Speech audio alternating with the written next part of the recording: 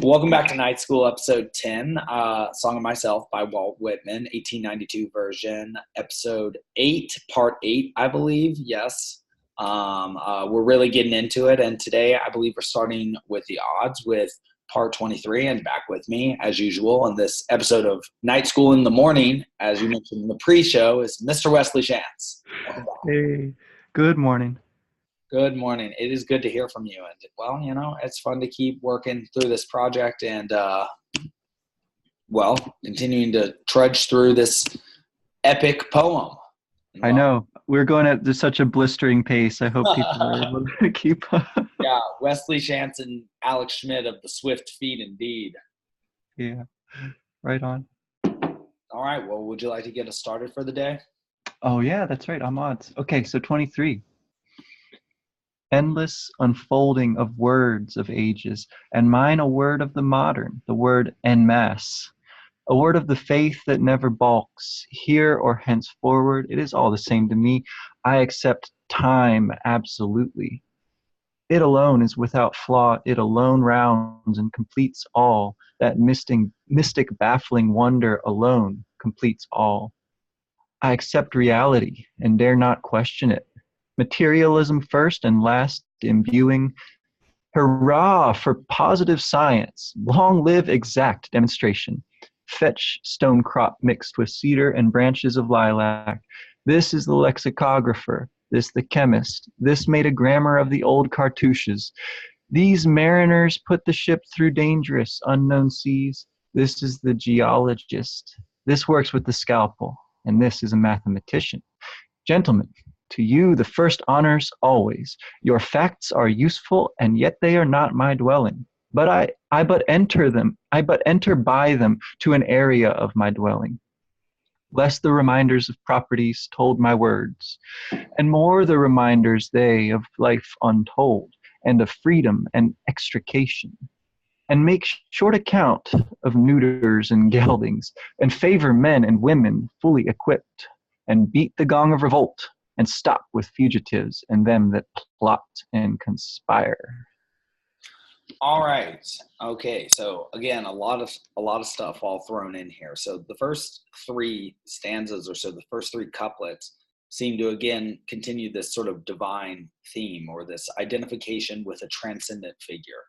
Endless unfolding of words of ages. So endless, you have the idea there of non-temporality or of universality of time, of eternity, a divine aspect, and words of ages, indicating that which is eternal is language, not the specific words used, just like that which is eternal, he might claim, are humans, not a specific human.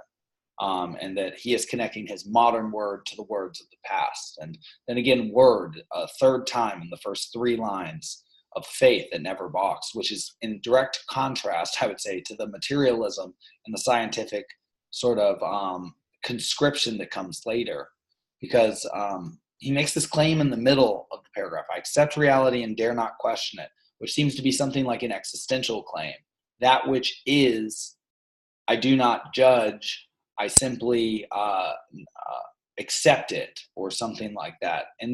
But then he contradicts this immediately by taking a materialist point of view. And a materialist point of view is the scientific belief that the facts that we have discovered through the scientific method are the sum total of what we know about reality. So he says, hurrah for positive science, and long live exact demonstration. And he gives several examples of facts that one generates about phenomena in the world. So like a grammarian, and this is perhaps why you sort of sneer at them, they tell you the properties of language without maybe being able to speak well. Or they tell you the properties of something like language that really exists, and they spend their careers talking about these properties that perhaps seem as if they exist even less, or what they are trying to measure seems to be far less important than the phenomenon itself. So like a lexicographer who cares about words but doesn't necessarily use language well, or something. Or mariners who are trying to limit or place boundaries along the sea. Same with a geologist.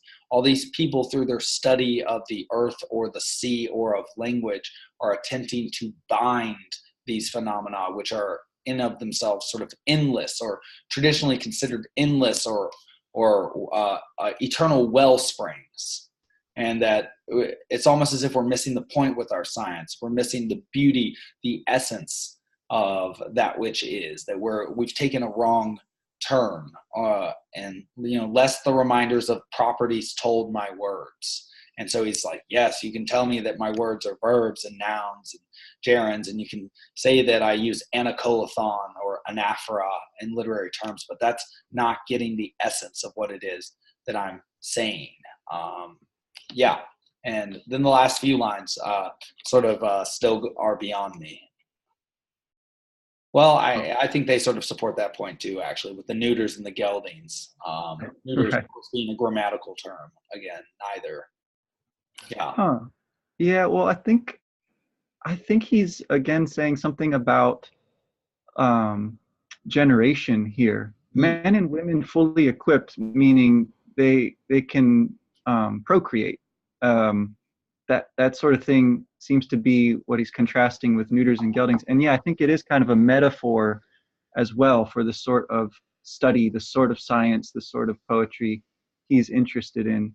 And again, it seems like the sort of politics too, right? Like he's the poet of the people, that he wants to sort of democratize the old epic and make it something that's accessible, that speaks to people in their daily lives, and yet is still connected to all that high, grand and noble sort of stuff, and sort of just get that all right, all wrapped in together. And so yeah, he seems to be I think the generation that he's talking about too, like, is the intermingling of poetry and science, right? Spirit and matter, and all that sort of thing. And then the Gong of Revolt. Um, well, I think this poem is him beating the Gong of Revolt, like stirring people up to storm the ivory towers, to storm into the laboratories and the libraries, and get to work and discover. Yeah, and that's interesting too, because again, that there's a connection to that word august later, that gong of revolt, and stop with fugitives and them that plot and conspire. There's that connection to Julius Caesar, the stepfather of August Caesar. And so there's sort of a secular feel, because he was the secular God figure who was betrayed just a few years before Jesus, the sacred God figure, would be betrayed by his own. And so I think I see another interplay between sort of like revolutions in heaven and revolutions on earth. And this revolution being sort of one of a medium or thought. And I like what you say about democratizing, because I think that's precisely what he's doing. Whereas, like, say, a scholar, especially in these days, when as I know from my neuroscience segment, and trying to access journal articles, which are extremely expensive, it's very, the knowledge produced about these phenomena in the world is very rarefied and difficult to read, has a very specific vocabulary, and is also very difficult to find where to access, and is also very expensive to access, whether you have to go to a school in order, or go to an expensive university in order to pay in order to use their library and their expensive databases that they buy, or if you're an independent scholar like we are and you need to buy the articles themselves. That knowledge, which is arguably not as useful as the phenomenon itself, or at least that seems to be what Walt Whitman explicitly believes, is not democratized. It is hard to get to. Whereas this poetry, which arguably, according to Whitman, is a better expression of the phenomenon itself, or of the essence of a phenomenon like the sea, or time, or eternity, or the earth, that it can be given to all, and that it should be given to all, and that therefore poetry is a more American endeavor, as a more democratic endeavor than even scholarship is, and that was even true during the times of, like, say, Greece and Rome. And I would say that our project here, analyzing this poetry, is in the same spirit, right? Because we are analyzing American literature and poetry for free and putting it out on the internet for free for people. And Yeah. so it's sort of the opposite of, like, careerism and producing a new concept that has no relation to a real phenomenon in order to, say, I don't know, appear like a mystical and beyond the normal human in our ivory tower. Yeah. No, I think Whitman would just love the aspect of the internet that makes poetry more accessible. I think that he would be concerned probably about the aspect of the internet that makes it possible to get in these kind of echo chambers where you hear nothing but other people who agree with the things you're already saying. So, Right. Well, I mean, there's dangers to it as well, and I do see what you're saying about like the difficulty of accessing certain works, but also I think there is a place for that kind of gatekeeper, or if not a gatekeeper, at least something like a very robust journalist, I guess, to like amplify the things that need to be amplified and to help like get people to access them in responsible ways. Yeah, I think this all bears a lot more discussion, but I think we don't have a lot of time this morning, so we you're should right. go into the poem. There's this one's a hoot. So All right, well, here we go. 24. Walt Whitman, a cosmos of Manhattan the sun. Turbulent, fleshy, sensual, eating, drinking, and breeding. No sentimentalist. No stander above men and women or apart from them. No more modest than immodest. Unscrew the locks from the doors. Unscrew the doors themselves from their jambs. Whoever degrades another degrades me, and whatever is done or said returns at last to me. Through me the afflatus surging and surging. Through me the current and index. I speak the password primeval. I give the sign of democracy. By God, I will accept nothing which all cannot have their counterpart of on the same terms.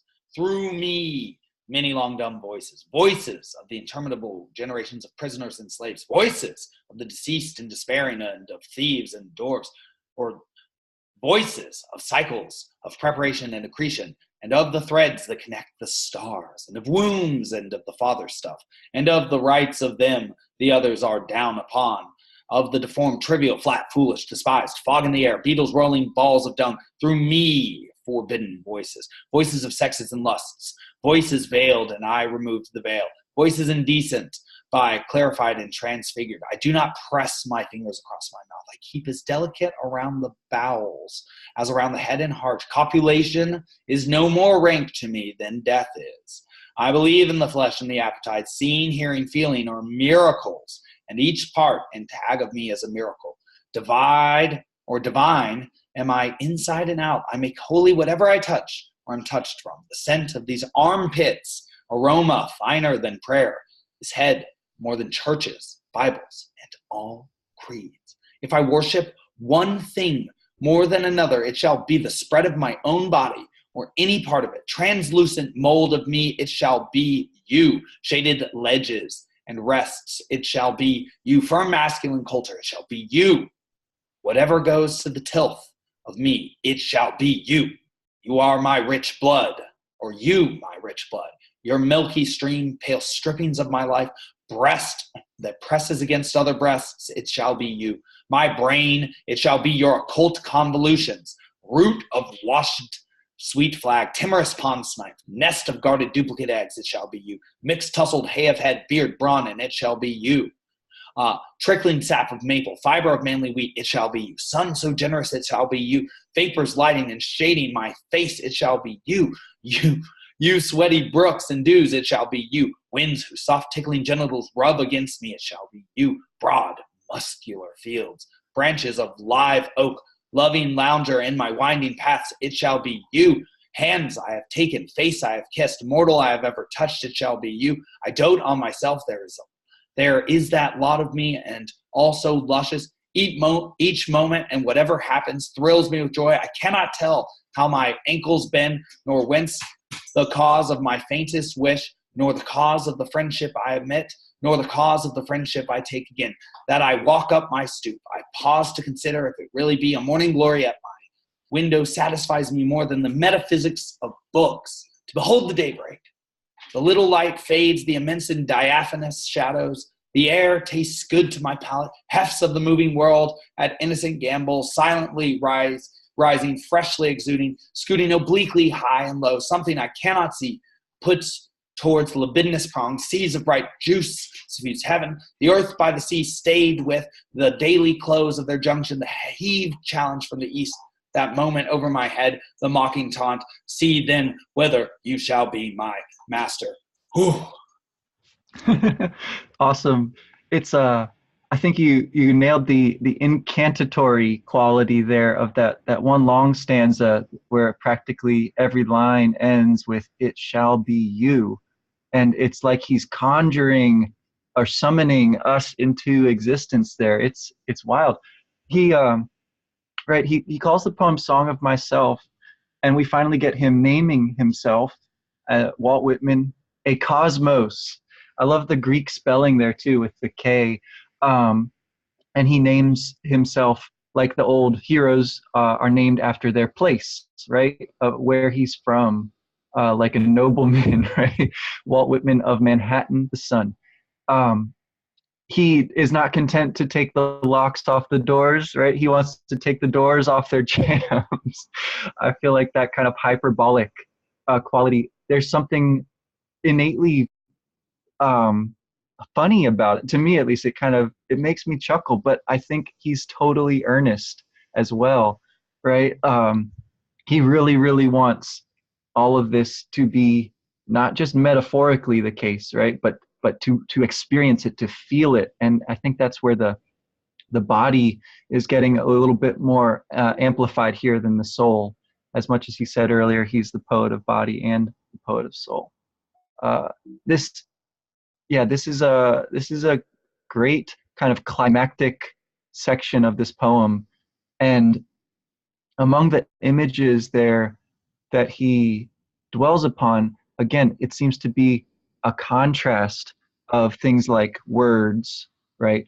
Things like churches, Bibles, and creeds, contrasting those with the divinity of the subject, right? The person, the Yes. body, and the reason for that, again, it seems to be is that you can only really transmit this kind of insight in a bodily way, right? With exclamations, with inspirations, and hand holding and face kissing and bodily, contact in a way. And that's what the poem, I think, aspires to do, right? To get breathed in by the reader and exhaled in the words, and also then to sort of walk with you through the day. And he starts with the daybreak here. So we had the night, the earth, the sea. Comes back to that a little bit here, right? With the daybreak, the air, the heavens, in the sense of like the sky, right? And the ending is great too. The heaved challenge from the east. I take that to be the actual like rising of the sun, the mocking taunt. See then whether you shall be master, right? Like, can you master this impression? Can you take it on? Can you take it in? Can you remain yourself and express it adequately? It is a real challenge, right? Yeah, and I also perceive him here in this tour de force part, giving evidence for what we suggested in 23, which is that human experience, or the phenomenological aspect or existential aspect of existence, that which experiences rather than that which is a fact about experience, is that which is more embodied and therefore real and therefore divine. It's not what's in the Bible that is most holy. It is the fact that there is a Bible that was produced by a mind with words, that by a natural creature in the world that, well, he wouldn't necessarily have known this, but like that, 100,000 years ago was not even the same creature. And 7 million years ago had some common ancestor with a creature that looks very different from what it is now. The chimpanzees and the bonobos we have a common ancestor with. That what is most incredible about us is the daybreak, is the coming of consciousness of us. And the fact that we can observe anything is incredible. Again, back to the same sort of theme that we talked about in the last episode. And he's also encountering several different epic poets here, right? The daybreak is a common theme in the Odyssey. Rhododactylus Aurora, or Rhododactylus Eos, rosy-fingered dawn, is spoken about in the Odyssey. That he's talking about diaphanous shadows, as well as his libido, as well as copulation, as well as taking joy in his libidinous prongs. That then and then talking about seas and then the suffused heaven. He's confronting Dante here, and also disagreeing with Dante and suggesting. And when he says "through me," that is a very famous beginning of Canto 3 in the Inferno. Through me is the way to despair. Through me is the way to darkness. Through me, there's a bit of an aphorism right at the beginning of the 9-line, 3-tercet description of the gate of hell.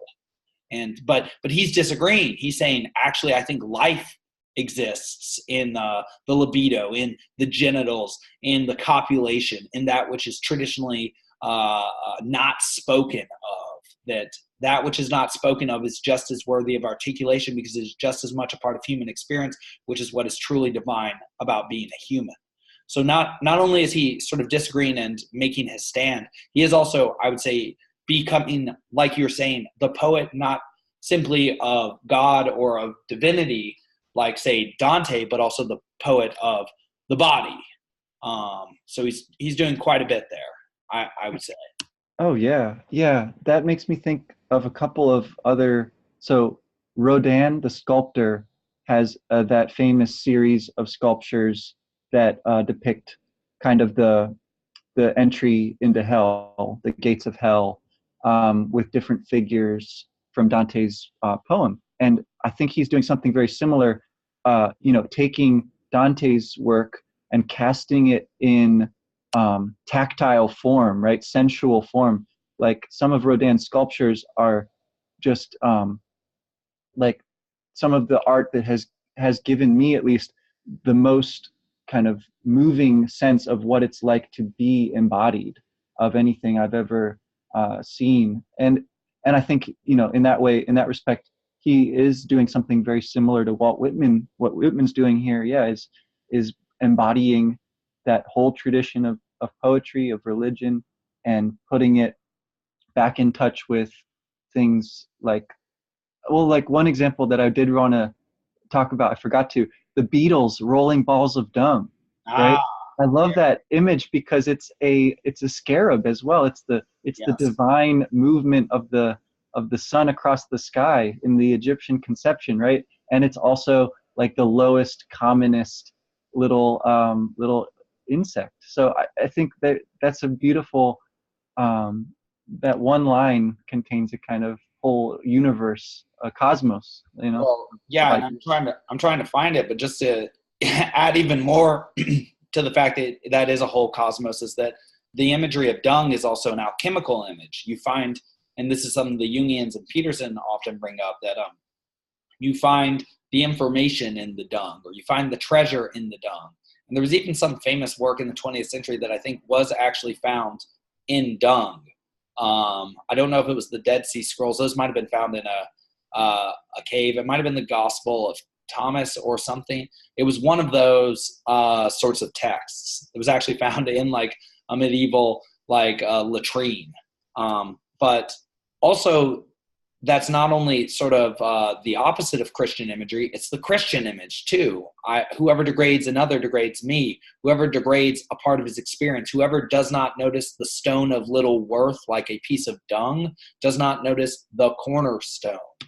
That sort of, again, alpha and omega, the high and the low, that it is the range of experience, and the fact that you experience anything that makes any piece of information like the host divine to you. And that by that reasoning, that is what makes any person who can give you information, any citizen in a democracy, any brother to you in a democracy, equally valuable to you.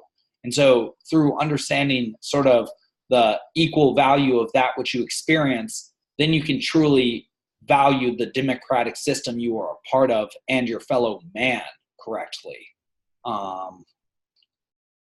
Yes, fog in the air, beetles, rolling balls of dung. There it is. Right on. Yeah. Well, if he comes to, yeah, I think he's coming up to the middle of the poem, declaring in a new way his major themes here, and I think it's continued into 25. We can pick up here next time, and because I think 25 really does answer the end of 24. Okay. So, but we'll hit pause for now. Uh, that's a wonderful passage. So a good start to the day.